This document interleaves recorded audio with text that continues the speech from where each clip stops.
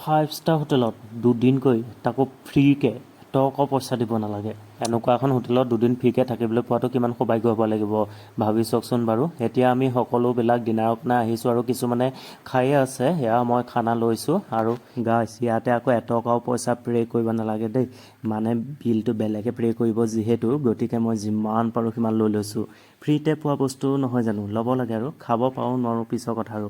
এনেকৈ জানো five star hotel এখনত বেলেগ কোনোবাই ফ্ৰীতে খাবলৈ দিব? গতিকে আজি চান্স পাই ডান্স মাৰি দিছোঁ আৰু। दाल আৰু এইটো কি চব্জি হয়? मिक्स वेज মিক্স ভেজ, এটা रोटी तंदूरी रोटी গাজৰ, তিয়ঁহ, পাপৰ, আচাৰ गुलाब जामुन আৰু চাটনিটো चटनी ग्रीन चटनी লগ পাই ভাল লাগিলে। আমাক লগ পাই ভাল লগা নাই। ভাল লাগিছে।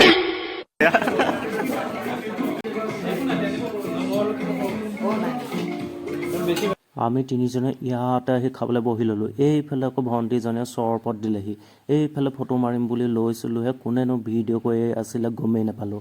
এইফালে চব মানে খোৱাত ব্যস্ত হৈ আছে আৰু আমি খাই বৈ হোৱাৰ পিছত সকলোবিলাক নিজৰ নিজৰ ৰুমলৈ বুলি ৰাওনা হ'লোঁ। গতিকে মই আজিলৈ আহিছোঁ, অন্য এটা ভিডিঅ'লৈ আকৌ লগ পাম। Bye bye.